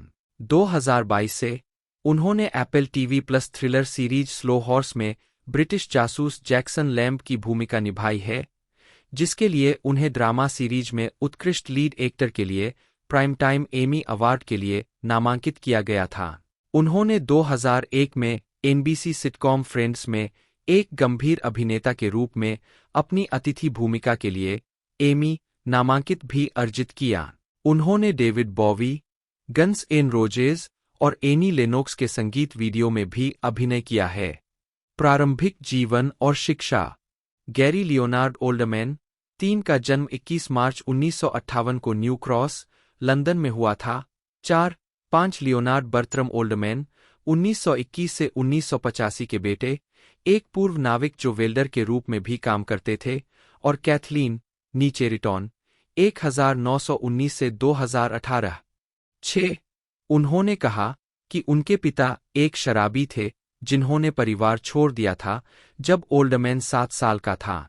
7 उनकी बड़ी बहन मॉरीन एक अभिनेत्री है जिन्हें लैला मोर्स के नाम से बेहतर जाना जाता है। उन्होंने BBC सोप ओपेरा ईस्टेंडर्स में मो हैरिस की अपनी सबसे प्रसिद्ध भूमिका निभाने से पहले ओल्डमैन के निर्देशन में बनी पहली फिल्म नील बाय माउथ 1997 में अभिनय किया था। 8 ओल्डमैन ने डेप्टफोर्ड में वेस्ट ग्रीनविच स्कूल में पढ़ाई की। 16 साल की उम्र में एक स्पोर्ट्स शॉप में काम करने के लिए स्कूल छोड़ दिया। 9 उन्होंने एक बच्चे के रूप में पियानो बजाया, लेकिन फिल्म द रेजिंग मून 1971 में मैल्कम मैकडोवेल के प्रदर्शन को देखने के बाद उन्होंने अभिनय करियर बनाने के लिए अपनी संगीत संबंधी आकांक्षाओं को छोड़ दिया। 10, 11, 12 चार्ली रोज के साथ 1995 में एक साक्षात्कार में उन्होंने कहा, मैल्कम के बारे में कुछ ने मुझे बस गिरफ्तार कर लिया और मैं जुड़ा और मैंने कहा मैं ऐसा करना चाहता हूं। 10, दक्षिण लंदन में पलेब्रे ओल्डमैन ने अपने स्थानीय फुटबॉल क्लब मिलवॉल का समर्थन किया, लेकिन मैनचेस्टर यूनाइटेड का भी अनुसरण किया क्योंकि वह जॉर्ज बेस्ट को अपना आदर्श मानते थे। 8, 2011 में उन्हें अपनी मां से पता चला कि उनके पिता ने द्वितीय विश्व युद्ध के ठीक बाद मिलवॉल के लिए खेला था। युद्ध के ठीक बाद मेरी मां ने फुटबॉल खिलाड़ियों के लिए एक बोर्डिंग हाउस चलाया, मिलवॉल खिलाड़ी, और मुझे पता था कि मेरे पिताजी किसी तरह रिजर्व टीम से जुड़े हुए थे। लेकिन 2 हफ्ते पहले मेरी मां ने कहा, ओह हाँ, तुम्हारे पिताजी मिलवॉल के लिए खेलते थे। जब वह छोटे थे तो उन्होंने पहली टीम के लिए कुछ खेल खेले थे। 8, ओल्डमैन ने 1970 के दशक के मध्य में ग्रीनविच में यंग पीपल्स थिएटर के साथ अध्ययन किया। 6, 13 जबकि उन्होंने असेंबली लाइनों पर काम किया, एक ऑपरेटिंग थिएटर में कुली के रूप में जूते बेचे और एक बूचड़खाने में सुअरों का सिर काटा। 6, उन्होंने royal academy of dramatic art, RADA में असफल रूप से आवेदन किया, जिसने उन्हें अगले वर्ष फिर से प्रयास करने के लिए स्वागत किया, लेकिन उन्हें जीवनयापन के लिए कुछ और करने की सलाह दी। 6, 10 जब चार्ली रोज ने पूछा कि क्या उन्होंने राडा को यह याद दिलाया था, तो ओल्डमैन ने मजाक में कहा कि काम खुद के लिए बोलता है। 10 उन्होंने दक्षिण पूर्व लंदन के सिडक में रोज ब्रूफोर्ड कॉलेज में भाग लेने के लिए छात्रवृत्ति जीती, जहां से उन्होंने 1979 में अभिनय में बीए किया। 6, 13 ओल्डमैन ने अपने समय के दौरान खुद को एक शर्मीले लेकिन मेहनती कार्यकर्ता के रूप में वर्णित किया, विलियम शेक्सपियर के ए मिडसमर नाइट्स ड्रीम में पक जैसी भूमिकाएं निभाईं। 14 जिसके वे कार्यकारी निर्माता भी थे। 61 ओल्डमैन को उनके प्रदर्शन के लिए स्क्रीन एक्टर्स गिल्ड अवार्ड के लिए नामांकन मिला, हालांकि कुछ लोगों ने दावा किया कि वे ड्रीमवर्क्स द्वारा फिल्म के कथित संपादन से असंतुष्ट थे ताकि डेमोक्रेटिक झुकाव को दर्शाया जा सके। इन रिपोर्टों को उनके प्रबंधक डगलस उर्बांस्की ने बेकार सनसनीखेज घोषित किया, जिन्होंने कहा कि ओल्डमैन मेरे द्वारा ज्ञात सबसे कम राजनीतिक व्यक्ति है। उन्होंने जोर देकर कहा कि न तो उन्होंने और न ही ओल्डमैन ने उनके द्वारा बताए गए बयान दिए हैं कि उन्होंने इस फिल्म का निर्माण किया है, हर आखिरी कट और फ्रेम, और ड्रीमवर्क्स ने अंतिम कट को प्रभावित नहीं किया है या इससे कोई लेना देना नहीं है। उर्बांस्की ने दावा किया कि ओल्डमैन को डरावने फोन कॉल आए, जिसमें उन्हें सलाह दी गई कि वे ऑस्कर नामांकन के अपने अवसरों को बर्बाद कर रहे हैं। ड्रीमवर्क्स की आलोचना करने वाले ओल्डमैन की धारणा को आलोचक रोजर एबर्ट ने मिथक के रूप में खारिज कर दिया। 62 2001 में उन्होंने हैनिबल में एंथनी हॉपकिंस के साथ मेसन वर्गर की भूमिका निभाई, जो हैनिबल लेक्टर का एकमात्र जीवित शिकार था। चरित्र की भयानक रूपरंग को प्राप्त करने के लिए उन्होंने मेकअप रूम में प्रतिदिन 6 घंटे बिताए और फिल्म में उन्हें श्रेय नहीं दिया गया। 63 यह दूसरी बार था जब ओल्डमैन हॉपकिंस के साथ दिखाई दिए, जो ब्रैम स्टोकर की ड्रैकुला के सहायक कलाकारों का हिस्सा थे। ओल्डमैन फिर मई 2001 में लोकप्रिय एनबीसी सिटकॉम फ्रेंड्स में 2 अतिथि भूमिकाओं में टेलीविजन पर लौटे। 2 भाग वाले episode the one with Chandler and Monica wedding में रिचर्ड क्रॉस्बी के रूप में दिखाई दिए, जो एक पंडित अभिनेता है जो जोर देता है कि असली अभिनेता उच्चारण करते समय एक दूसरे पर थूकते।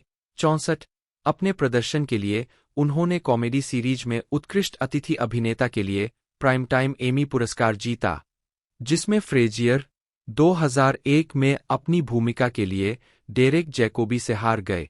65 फ्रेंड्स में अपनी उपस्थिति के बाद ओल्डमैन 2004 तक किसी भी प्रमुख भूमिका में नहीं दिखाई दिए। यह सुझाव दिया गया था कि इस दौरान उन्हें हॉलीवुड में ब्लैकलिस्ट किया गया था। 66 द कंटेंडर की रिलीज के आसपास हुए विवाद के बाद 2002 में उन्होंने आमतौर पर अच्छी तरह से प्राप्त इंटरस्टेट 60 में अभिनय किया और BMW लघु film the hire beat the devil में डेविल की भूमिका निभाई। गार्जियन के लेखक जैन ब्रूक्स ने 2000 के दशक की शुरुआत को ओल्ड मैन के निम्न बिंदु के रूप में वर्णित किया। 2003 की फिल्मों टिप्टोज और सिन में बैरल स्क्रैपिंग भूमिकाओं को याद करते हुए 67 हालांकि फिल्म समीक्षकों को प्रभावित करने में विफल रही। ओल्ड मैन ने टिप्टोज में बौनेपन वाले व्यक्ति के चित्रण के लिए कुछ प्रशंसा हासिल की। वैरायटी में लिसा नेसेल्सन ने उनके काम को आश्चर्यजनक रूप से बढ़िया बताया। 68 2004 से 2012 फ्रेंचाइज भूमिकाएं और प्रशंसा। Old man 2009 San Diego comic con में। 2004 में ओल्ड मैन फिर से प्रसिद्धि में लौटे जब उन्हें हैरी पॉटर फिल्म श्रृंखला में हैरी पॉटर के गॉडफादर सिरियस ब्लैक की भूमिका निभाते हुए एक प्रमुख भूमिका मिली। उन्होंने द प्रिजन ऑफ अज़्काबान 2004 में अपनी पहली उपस्थिति दर्ज की, जिसे द शिकागो ट्रिब्यून के केनेथ तुरान ने सकारात्मक समीक्षा दी। विशेष रूप से अच्छा काम कर रहे प्रमुख लोग श्रृंखला में नए हैं। ओल्ड मैन एक ऐसी विनम्रता प्रदर्शित करते हैं जो उन्होंने हमेशा सिरियस ब्लैक के चरित्र के साथ नहीं दिखाई है। 70 उन्होंने उन्हें the goblet of fire 2005, the order of the phoenix 2007, the deathly hallows part 2 2011 फिल्मों में चित्रित करना जारी रखा। अगले वर्ष उन्होंने क्रिस्टोफर नोलन की व्यावसायिक और समीक्षकों द्वारा सफल बैटमैन बिगिंस 2005 फिल्म समीक्षक मार्क केरमोड ने द डार्क नाइट की समीक्षा करते हुए इस दावे को कमतर आंकते हुए कहा कि हीथ लेजर का जोकर फिल्म का मुख्य आकर्षण था। उन्होंने कहा, फिल्म में सबसे अच्छा प्रदर्शन गैरी ओल्डमैन का है। उन्हें ऑस्कर नामांकन प्राप्त करते देखना बहुत अच्छा होगा क्योंकि वास्तव में वह ऐसे व्यक्ति है जिन्हें इस सब में अनदेखा किया जाता है। 71 ओल्डमैन ने जिम कैरी के साथ एक क्रिसमस कैरल के 2009 संस्करण में सह-अभिनय किया, जिसमें ओल्डमैन ने 3 भूमिकाएं निभाईं। 72 73 74 उन्होंने 2009 में रिलीज हुई डेविड गोयर की अलौकिक थ्रिलर द अनबॉर्न में एक प्रमुख भूमिका निभाई थी। 75 2010 में ओल्डमैन ने द बुक ऑफ एली में डेंजल वॉशिंगटन के साथ सह-अभिनय किया। 76 उन्होंने कैथरीन हार्डविक की रेड राइडिंग हुड में भी मुख्य भूमिका निभाई। 77 ओल्डमैन ने खलनायक लॉर्ड शेन की भूमिका को आवाज दी और कुंग फू पांडा 2 में उनके प्रदर्शन के लिए एनी पुरस्कार के लिए नामांकित हुए। ओल्डमैन को मजबूत समीक्षाएं मिलीं। 78 और उन्होंने टिंकर टेलर सोल्जर स्पाई 2011 में ब्रिटिश जासूस जॉर्ज स्माइली की भूमिका के लिए अपना पहला अकादमी पुरस्कार नामांकन और बाफ्टा पुरस्कार नामांकन अर्जित किया। 79 जो जॉन ले कैरे के उपन्यास का एक रूपांतरण था जिसे टॉमस अल्फ्रेडसन ने निर्देशित किया था। जॉर्ज स्माइली की भूमिका के लिए तैयार होने के लिए ओल्डमैन ने 15 पाउंड वजन बढ़ाया। टिंकर टेलर सोल्जर स्पाई में एलेक्स गिनीज का प्रदर्शन देखा और चरित्र की आवाज को सही करने के लिए स्माइली के निर्माता जॉन ले कैरे से मुलाकात की।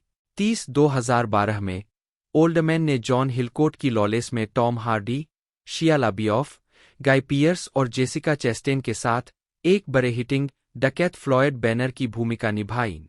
अगले वर्ष उन्होंने रॉबर्ट ल्यूकेटिक की फिल्म पैरानोया में हैरिसन फोर्ड और लियाम हेम्सवर्थ के साथ एक क्रूर सीईओ निकोलस व्याट की भूमिका निभाई। 1988 के अंत में उन्होंने we think the world of you में हीरो एलन बेट्स 10 के साथ अभिनय किया और 1989 में चट्टाहोची में डेनिस हॉपर और फ्रांसिस मैकडोरमैंड के साथ। 1989 में ही ओल्डमैन ने विवादास्पद British television drama the firm में फुटबॉल गुंडे क्लाइव बेक्स बिसेल के रूप में भी अभिनय किया। 27 एक ऐसा प्रदर्शन दिया जिसे टोटल फिल्म ने उनका सर्वश्रेष्ठ माना और 2011 में तेजस्वी और निडर कहानी। 28 ओल्डमैन और 1980 के दशक के अन्य युवा ब्रिटिश अभिनेता जो हॉलीवुड फिल्म अभिनेता बन रहे थे, जैसे Tim Roth, Bruce Payne, Colin Firth, Daniel Day Lewis और पॉल मैकगेन को ब्रिट पैक करार दिया गया। 29 जिसमें ओल्डमैन वास्तविक नेता थे। 30 1990 में ओल्डमैन ने टिम रोथ के साथ रोसेंक्रांस एंड गिल्डेनस्टर्न आर डेड में सहाभिनय किया, जो टॉम स्टॉपर्ड की उसी नाम के उनके स्वयं के नाटक का फिल्म रूपांतरण था।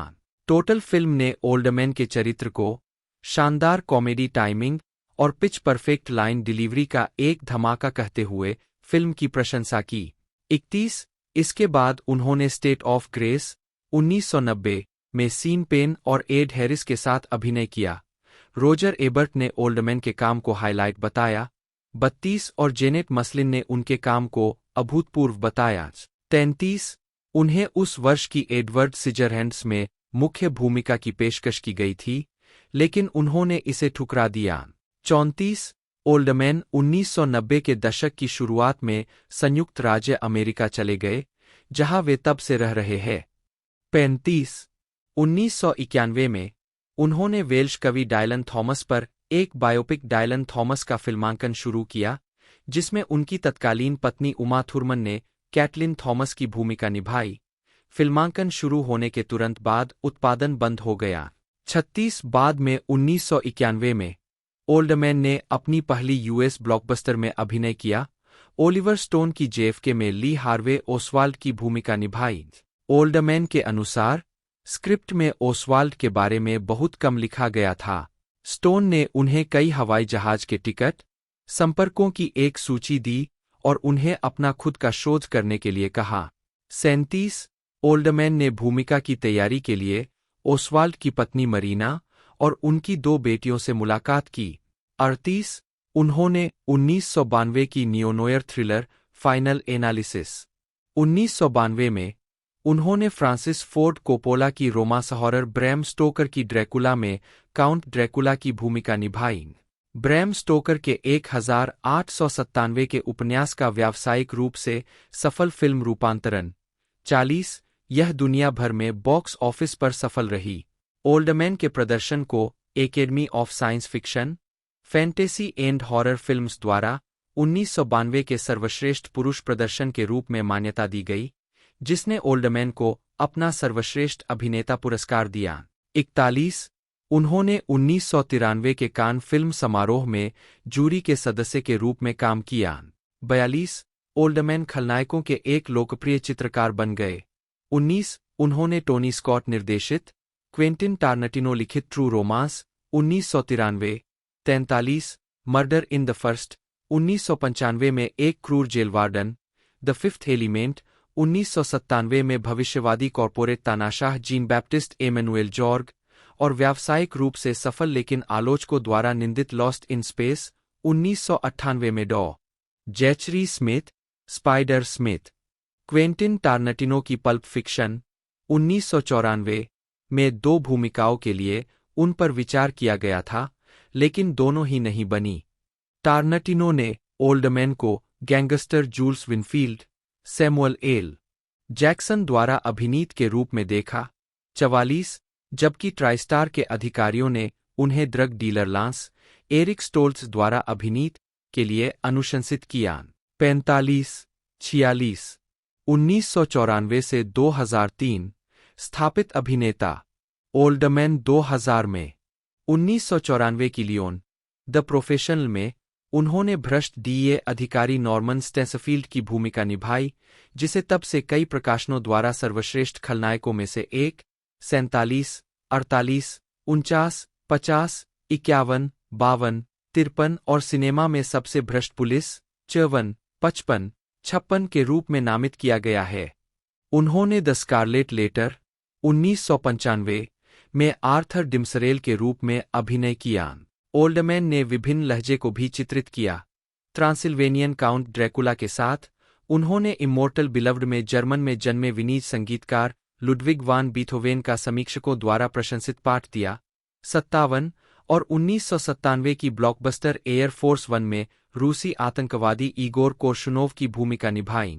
1998 में एमटीवी के सेलिब्रिटी डेथ मैच ने सबसे महान सिनेमाई खलनायक का निर्धारण करने के लिए ओल्डमैन और क्रिस्टोफर वॉकन के क्लेमेशन अभ्यावेदन के बीच एक मैच प्रसारित किया। 58 अगले वर्ष ओल्डमैन ने प्लंकेट और मैकलीन के कार्यकारी निर्माता के रूप में काम किया। 59 और टेलीविजन फिल्म जीसस में एक और ऐतिहासिक व्यक्ति पोंटियस पिलाट का किरदार निभाया। उन्हें द मैट्रिक्स में मॉर्फियस की भूमिका के लिए भी माना गया था। 60 उन्हें द बेउ में डायलन ओब्रायन के साथ एक हिटमैन की भूमिका निभाने के लिए तैयार किया गया है। 105 ओल्डमैन को फ्लाइंग हॉर्स नामक एडवर्ड मुएब्रिज के बारे में एक बायोपिक निर्देशित करने के लिए भी स्लेट किया गया है। 106 2022 में ओल्डमैन ने इसी नाम की पुस्तक पर आधारित एप्पल टीवी प्लस जासूसी ड्रामा टेलीविजन श्रृंखला स्लो हॉर्स में खुफिया एजेंटों के एक झगड़ालू प्रबंधक के रूप में अभिनय किया। स्लो हॉर्स ने पहली बार ओल्डमैन को एक टेलीविजन सीरीज में मुख्य भूमिका निभाई। 107 20 नवंबर 2022 को उन्होंने कहा कि श्रृंखला संभवतः उनकी अंतिम भूमिका होगी क्योंकि उन्होंने श्रृंखला समाप्त होने के बाद अभिनय से संन्यास लेने का इरादा किया था। 108 2023 में उन्होंने HBO मैक्स के विशेष हैरी पॉटर 20वीं वर्षगांठ रिटर्न टू हॉगवर्ट्स में भाग लिया। 109 उसी वर्ष उन्होंने क्रिस्टोफर नोलन के साथ मिलकर संयुक्त राज्य अमेरिका के राष्ट्रपति हैरी ट्रूमैन की जीवनी पर आधारित महाकाव्य थ्रिलर ओपेनहाइमर में एक छोटी सी भूमिका निभाई। 110 यह फिल्म पुलित्जर पुरस्कार विजेता जीवनी American Prometheus the Triumph and tragedy of J Robert Oppenheimer पर आधारित है और यह एक आलोचनात्मक और वित्तीय सफलता थी। 111 अगस्त 2023 में यह पुष्टि की गई कि ओल्डमैन पाओलो सोरेंटिनो की तत्कालीन बिना शीर्षक वाली फिल्म पार्थेनोप में अभिनय करेंगे, जिसे नेपल्स शहर के लिए एक प्रेम पत्र के रूप में वर्णित किया गया है। 112 यह फिल्म, जिसमें ओल्डमैन लेखक जॉन चीवर की भूमिका निभाते हैं, को 2024 के कान फिल्म समारोह में पाल्मे डियोर के लिए प्रतिस्पर्धा करने के लिए चुना गया था, जहां इसका विश्व प्रीमियर 21 मई 2024 को हुआ था। 113 114 जबकि इसने अपनी स्क्रीनिंग के अंत में साढ़े 9 मिनट का स्टैंडिंग ओवेशन अर्जित किया।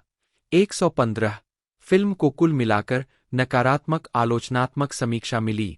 116 अन्य कार्य फिल्म निर्माण 1997 में ओल्डमैन ने पुरस्कार विजेता नील बाय माउथ का निर्देशन, निर्माण और लेखन किया। यह फिल्म आंशिक रूप से एक बच्चे की यादों पर आधारित थी जिसे वह स्कूल में जानते थे। 117 नील बाय माउथ ने सर्वश्रेष्ठ ब्रिटिश फिल्म के लिए बाफ्टा अलेक्जेंडर कोडा पुरस्कार, डगलस उर्बांस्की और ल्यूक बेसन के साथ साझा, और सर्वश्रेष्ठ पटकथा के लिए बाफ्टा पुरस्कार, चैनल 4 निर्देशक का पुरस्कार और एक एम्पायर पुरस्कार जीता। 1999 में इसे British academy of film and television arts द्वारा 20वीं सदी की 100 सर्वश्रेष्ठ ब्रिटिश फिल्मों में से एक माना गया। 118 नील बाय माउथ को टाइम आउट द्वारा शीर्ष 100 सर्वश्रेष्ठ ब्रिटिश फिल्मों में 21वें नंबर पर सूचीबद्ध किया गया था। 119 ओल्डमैन और प्रोड्यूसिंग पार्टनर डगलस उर्बांस्की ने नील बाय माउथ का निर्माण करने के लिए से 8 ग्रुप का गठन किया। कंपनी ने द कंटेंडर का भी निर्माण किया, जिसमें ओल्डमैन ने भी अभिनय किया। उन्होंने लेखक की इसी नाम की पुस्तक पर आधारित डारिन स्ट्रॉस के साथ सहलिखित एक पटकथा चांग एंड इंजी पूरी की। सितंबर 2006 में नोकिया एन सीरीज स्टूडियो 120 ने ओल्डमैन द्वारा निर्देशित लघु फिल्म डोनट को टोर हायम्स के संगीत के साथ रिलीज किया। फोन को बढ़ावा देने के लिए फिल्म को N93 के साथ शूट किया गया था। जूलियट लैंडो ने वीडियो बनाने के बारे में 25 मिनट की डॉक्यूमेंट्री बनाई। 2011 में उन्होंने तत्कालीन पत्नी एलेक्स ईडन के पहले एकल किस me like the woman you loved के लिए एक संगीत वीडियो का निर्देशन किया। संगीत ओल्डमैन को कम उम्र से ही संगीत में गहरी रुचि थी। वह एक कुशल पियानोवादक है और उन्होंने 1995 में चार्ली रोज के साथ एक साक्षात्कार में कहा था कि वह एक अभिनेता की बजाय एक संगीतकार बनना पसंद करेंगे। 10 ओल्डमैन ने सिड एंड नैन्सी साउंडट्रैक पर कई ट्रैक गाए, जिस पर उन्होंने मूल सेक्स पिस्तौल बेसिस्ट ग्लेन मैटलॉक के साथ प्रदर्शन किया और 1988 की फिल्म ट्रैक 29 में गाया और लाइव पियानो बजाया। उन्होंने 1994 की इमोर्टल बिलव्ड में बीथोवेन की रचनाओं का अनुसरण किया। 10 और हैरी पॉटर अभिनेता डैनियल रेडक्लिफ को बास गिटार पर प्रशिक्षित किया। 121 ओल्डमैन रीव्स गैब्रिएल्स के album the sacred squall of now में दिखाई दिए। 123 लंदन में 2016 ब्रिट अवार्ड्स में ओल्डमैन ने गायक और उनके परिवार की ओर से ब्रिट्स आइकन अवार्ड प्राप्त करने से पहले बॉवी को श्रद्धांजलि दी। 124 2014 में ओल्डमैन ने Joel Kinnaman, Abbie Cornish, Michael Keaton और सैमुअल एल जैक्सन के साथ रोबोकॉप के रीमेक में नॉर्टन की भूमिका निभाई, जो वैज्ञानिक है जो शीर्षक चरित्र बनाता है। उसी वर्ष ओल्डमैन ने जेसन क्लार्क और केरी रसेल के साथ dawn of the planet of the apes में मुख्य भूमिका निभाई। प्लेबॉय पत्रिका के जुलाई-अगस्त अंक में प्रकाशित एक प्रचार साक्षात्कार में ओल्डमैन ने अमेरिकी मीडिया में अत्यधिक राजनीतिक शुद्धता के रूप में जो देखा उसकी आलोचना की, मनोरंजन करने वालों द्वारा भेदभावपूर्ण पाखंड का आरोप लगाया, जो ऐसी बातें कहने के लिए हास्य और व्यंग्य के पीछे छिपते हैं जो हम आमतौर पर नहीं कह सकते, और अभिनेता एलेक्स बाल्डविन और मेल गिब्सन द्वारा कहे गए आपत्तिजनक अपशब्दों के पीछे के विश्वासों को कम करके आका। उन्होंने आगे कहा कि गिब्सन, जिन्हें यहूदी विरोधी टिप्पणियों के लिए निंदा का सामना करना पड़ा था, ने उस हाथ को काटा है जो खिलाता है। एक ऐसे शहर में होना जो यहूदियों द्वारा चलाया जाता है, हॉलीवुड का जिक्र करते हुए ओल्डमैन ने जोर देकर कहा कि वह फासीवादी या नस्लवादी नहीं है। 80 लेकिन फिर भी उनकी टिप्पणियों के लिए उनकी आलोचना की गई। 81 उन्होंने कई बार माफी मांगी, जिसमें देर रात के talk show Jimmy Kimmel live के 25 जून के संस्करण पर भी माफी शामिल है, जहां उन्होंने टिप्पणियों को आक्रामक, असंवेदनशील, हानिकारक और गलत जानकारी के रूप में वर्णित किया। 82, 83 एंटी डिफेमेशन लीग और साइमन विसेंथल सेंटर दोनों ने ओल्डमैन के पश्चाताप का स्वागत किया। 83, 84 निर्देशक डेविड फिंचर ने प्लेबॉय से कहा, मैं उसे बहुत अच्छी तरह से जानता हूं। गैरी क्रूर नहीं है, वह एक अविश्वसनीय रूप से विचारशील व्यक्ति है। 85 2015 में ओल्डमैन ने नोमी रैपेस और जोएल किन्नान के साथ चाइल्ड 44 में टॉम हार्डी के चरित्र की जांच करने वाले पुलिस प्रमुख की भूमिका निभाई, और डिटो मोंटिएल द्वारा निर्देशित और शिया लाबेयोफ और केट मारा के साथ अभिनीत पोस्टेपोकेलिक अमेरिकी थ्रिलर मैन डाउन में सहायक भूमिका निभाई। 2016 में ओल्डमैन ने एरियल व्रोमेन द्वारा निर्देशित और Kevin Costner, Tommy Lee Jones, Ryan Reynolds, Alice Eve और गैल गैडोट द्वारा अभिनीत क्रिमिनल में एक CIA प्रमुख की भूमिका निभाई।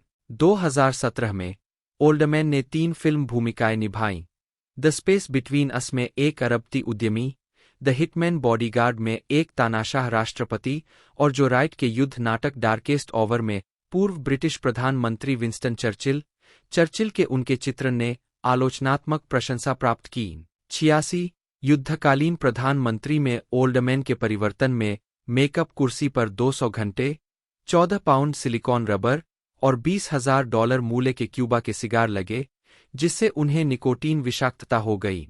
87 88 2018 में उन्होंने सर्वश्रेष्ठ अभिनेता के लिए अकादमी पुरस्कार, 89 90 सर्वश्रेष्ठ अभिनेता के लिए गोल्डन ग्लोब पुरस्कार मोशन पिक्चर ड्रामा, 91 सर्वश्रेष्ठ अभिनेता के लिए क्रिटिक्स चॉइस मूवी पुरस्कार, 92 सर्वश्रेष्ठ अभिनेता के लिए स्क्रीन एक्टर्स गिल्ड पुरस्कार, 93 और प्रमुख भूमिका में सर्वश्रेष्ठ अभिनेता के लिए बाफ्टा पुरस्कार जीता।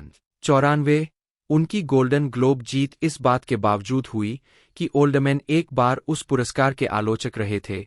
95 96 97 उन्होंने कहा कि वह नामांकित होने पर आश्चर्यचकित, खुश और बहुत गर्वित थे।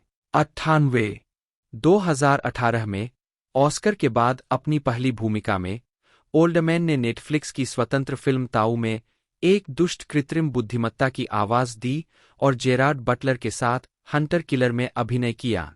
2019 में ओल्डमैन ने माइकल गोय द्वारा निर्देशित हॉरर थ्रिलर मैरी और ओल्गा कुरिलेंको के साथ थ्रिलर द कुरियर में अभिनय किया। 99 और स्टीवन सोडरबर्ग की द लॉन्ड्रोमैट में जुर्गन मोसैक के रूप में मेरिल स्ट्रीप और एंटोनियो बैंडेरस के साथ दिखाई दिए।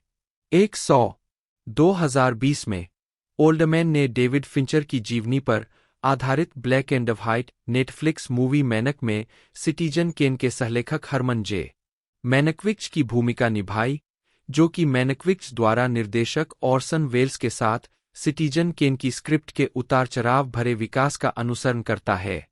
101 फिल्म में अमांडा सेफ्राइड, लिली कोलिंस और चार्ल्स रांस सहकलाकार है। मैनक की 13 नवंबर को सीमित नाट्य रिलीज हुई और 4 दिसंबर को नेटफ्लिक्स पर स्ट्रीमिंग शुरू हुई। इसे सकारात्मक समीक्षा मिली। रॉटन टोमाटोज पर 88% की कमाई हुई, जिसमें आलोचकों की आम सहमति थी। तेज रूप से लिखी गई और शानदार ढंग से निभाई गई, मैनक सिटीजन केन के पर्दे के पीछे से एक पुरानी हॉलीवुड कहानी बताने के लिए काम करती है, जो अपने आप में एक क्लासिक बन सकती है। 102 2021 में ओल्डमैन ने क्राइसिस में आर्मी हैमर के साथ अभिनय किया। 103 और जो राइट की the woman in the window में एमी एडम्स के साथ अभिनय किया। ओल्डमैन ने सिएरा एंटरटेनमेंट द्वारा निर्मित the legend of spiro games के निर्माण में भाग लिया। उन्होंने फायर गार्डियन, इग्निटस की आवाज दी। उन्होंने कॉल ऑफ ड्यूटी गेम्स में सार्जेंट विक्टर रेजनोव और वैज्ञानिक डैनियल क्लार्क की आवाज दी। उन्होंने medal of honour allied assault के लिए स्पीयरहेड विस्तार में सार्जेंट जैक बार्न्स का कथन भी प्रदान किया। 2015 में उन्होंने लेगो डायमेंशन वीडियो गेम में लेगो मल्टीवर्स को नियंत्रित करने की कोशिश करने वाले दुष्ट मास्टरमाइंड लॉर्ड वोर्टेक की आवाज दी। 125 वह क्रिस रॉबर्ट्स द्वारा डिजाइन किए गए crowd funded video game squadron 42 के आगामी एकल खिलाड़ी अभियान में एडमिरल अर्नस्ट बिशप की भूमिका निभाएंगे। 126 लिखना 2015 में ओल्डमैन और उनके प्रबंधक डगलस उर्बांस्की ने साइमन एंड शूस्टर बटा Atria publishing group label Emily Bestler books के साथ ब्लड राइडर्स, एक वैम्पायर पुस्तक श्रृंखला के लिए एक समझौते पर हस्ताक्षर किए। 127 अभिनय शैली ओल्डमैन ने ड्रामा स्कूल में रहते हुए कॉन्स्टेंटिन स्टेनिस्लावस्की और स्टेला एडलर की शिक्षाओं का अध्ययन किया, लेकिन ऑफबुक हो गए। उन्होंने अमेरिकी सिनेमा से अपनी बहुत सी प्रेरणा ली। 14 एक स्क्रीन अभिनेता के रूप में ओल्डमैन को अपने करियर की शुरुआत में एक असामाजिक व्यक्तित्व के रूप में लगभग टाइपकास्ट किया गया था। 45 128 खलनायक के चरित्रों को स्पष्ट रूप से शारीरिक रूप से व्यक्त करने की आवश्यकता ने एक बड़ी अभिनय शैली की खेती की, जिसमें उनके मंच प्रशिक्षण के दौरान अर्जित प्रक्षेपण कौशल शामिल थे। 45 129 उन्होंने आगे एक विशिष्ट दृष्टिकोण विकसित करने की मांग की, जो उन्हें उनके अटपटे और अक्सर विनिमेय ब्रिटिश साथियों से अलग कर सकें। 45 ओल्डमैन ने माना है कि उनके अभिनय में अक्सर ओवरएक्टिंग का तत्व शामिल होता है। यह उन भूमिकाओं पर मेरा प्रभाव है जो संभवतः उन्हें जीवन से बड़ा और थोड़ा अतिरंजित महसूस कराता है। मेरा मतलब है, मैं एक अभिनेता के रूप में इसके लिए थोड़ा जाता हूं, मुझे स्वीकार करना चाहिए। 21 एक अन्य साक्षात्कार में उन्होंने कहा, यदि यह एक ईमानदार जगह से आ रहा है, तो मुझे लगता है कि स्क्रीन महाकाव्य को पकड़ सकती है और यह बहुत, बहुत छोटी चीजों को पकड़ सकती है। 130 द गार्जियन के स्टुअर्ट हेरिटेज ने लिखा, निर्णायक गैरी ओल्डमैन हैम प्रदर्शन को खोजना आपके बच्चों में से किसे पसंद है, यह चुनने की कोशिश करने जैसा है। वह आदमी हैम की कला का दीर्घकालिक भक्त है। 131 इसके विपरीत ओल्डमैन ने उल्लेख किया कि उन्हें ऐसे किरदार निभाना पसंद है जहां मौन जोरदार हो, जैसे कि टिंकर टेलर सोल्जर स्पाई 2011 में जॉर्ज स्माइली। 67 ओल्डमैन ने भूमिकाओं के लिए विभिन्न लहजे अपनाए हैं, 33 और कई तरह के किरदार निभाए हैं। 13 19 उन्हें अपनी भूमिकाओं के गहन शोध 132 के साथ साथ उनके प्रति समर्पण के लिए जाना जाता है। एक समय पर सिड और नैन्सी के लिए महत्वपूर्ण वजन कम करने के बाद उन्हें अस्पताल में भर्ती होना पड़ा था। 133 और दूसरी बार अपने बच्चों के अमेरिकी होने के कारण लगभग अमेरिकी ट्वैंग अपनाने के बाद उन्हें अपने अंग्रेजी उच्चारण को फिर से सीखने के लिए एक बोली कोच को नियुक्त करना पड़ा था। 134 2017 के एक साक्षात्कार में उन्होंने विसर्जन और प्रभाव के बीच अंतर किया। मेरे पास अपेक्षाकृत अच्छा सुनने का हुनर है और मैं लोगों की कुछ नकल कर सकता हूं। मैं उनका अध्ययन नहीं करता, लेकिन मुझे लगता है कि एक प्रभाववादी के साथ जो होता है वह यह है कि वे एक विशेष स्रोत को देख रहे होते हैं। प्रभाववादियों को बहुत व्यापक स्ट्रोक के साथ चित्र बनाना पड़ता है, क्योंकि आपको इसे कुछ सेकंड के भीतर देखना होता है। हालांकि एक अभिनेता के रूप में आप एक चरित्र के विभिन्न पहलुओं को देखते हैं। मैं अपने आप को पूरी तरह से असाइनमेंट के साथ घेरने की कोशिश करता हूं। यह एक बड़े बादल में होने जैसा है और फिर उसमें से कुछ बरसता है। उदाहरण के लिए, न केवल विंस्टन चर्चिल के चलने के तरीके और हावभाव और उनके बोलने के तरीके को देखना, बल्कि मनोविज्ञान को भी देखना। 135 स्वागत और विरासत। ओल्डमैन 2007 में प्रशंसकों को ऑटोग्राफ देते हुए। ओल्डमैन ने फिल्म प्रशंसकों के बीच एक पंथ का निर्माण किया है। 136 उन्हें कई लोकप्रिय मोशन पिक्चर्स में मुख्य प्रतिपक्षी की भूमिका निभाने के लिए जाना जाता है। 19 जिसने उन्हें लोकप्रिय संस्कृति में संदर्भित किया है। 1990 के दशक में अपनी लोकप्रियता के चरम पर ओल्डमैन को एम्पायर पत्रिका द्वारा हॉलीवुड के साइको डीलक्स के रूप में डब किया गया था। 137 और Fox comedy series in living colour 138 और एमटीवी के सेलिब्रिटी डेथ मैच जैसे लोकप्रिय टेलीविजन शो में उनका मजाक उड़ाया गया था। 58 साथ ही लोडेड मैगजीन के पहले कवर पर प्रदर्शित होने के लिए भी उनका चयन किया गया था। 139 1993 में वे एनी लेनोक्स के अंतर्राष्ट्रीय hit love song for a vampire के संगीत वीडियो में दिखाई दिए, जिसे ब्रैम स्टोकर के ड्रैकुला के साउंड ट्रैक के लिए लिखा गया था, और Guns N Roses single since I don't have you के वीडियो में डेविल के रूप में एक कैमियो भूमिका निभाई थी। 140 ओल्डमैन ने क्लाइव ओवेन, जेम्स ब्राउन और मर्लिन मैनसन के साथ 2002 BMW short beat the devil में भी डेविल की भूमिका निभाई थी। 141 उन्होंने डेविड बॉवी के 2013 सिंगल द नेक्स्ट डे के विवादास्पद धार्मिक थीम वाले वीडियो में एक घटिया पुजारी की भूमिका निभाई। 142 143 अक्सर स्क्रीन पर निभाए जाने वाले उनके डार्क रोल के विपरीत ओल्डमैन के मिलनसार वास्तविक जीवन के व्यवहार को नोट किया गया है। 35 और उन्हें 2007 में एम्पायर के फिल्म इतिहास के 100 सबसे सेक्सी सितारों में से एक के रूप में नामित किया गया था। 144 2011 में एम्पायर के पाठकों ने उन्हें एम्पायर आइकन अवार्ड का प्राप्तकर्ता चुना, जिसे कॉलिन फर्थ द्वारा प्रस्तुत किया गया था। दोस्तों इसे रिलीज़ किया गया था 26 अक्टूबर 2018 को यूनाइटेड स्टेट में, और इसकी रनिंग लेंथ 121 मिनट है और 40 मिलियन के बजट में इसे बनाया गया था। और नुकसान थोड़ा बहुत मेकर्स को हुआ था 31.7 मिलियन का। बाकी OTT प्लेटफॉर्म पर अमेज़न प्राइम वीडियो पर अवेलेबल है, आप वहां पर जाकर इसे देख सकते हो। बाकी पूरी जानकारी मैंने इसके बारे में आपको बता दी है। यदि वीडियो अच्छी लगती है तो वीडियो को लाइक कीजिएगा। मिलते हैं अगले वीडियो में।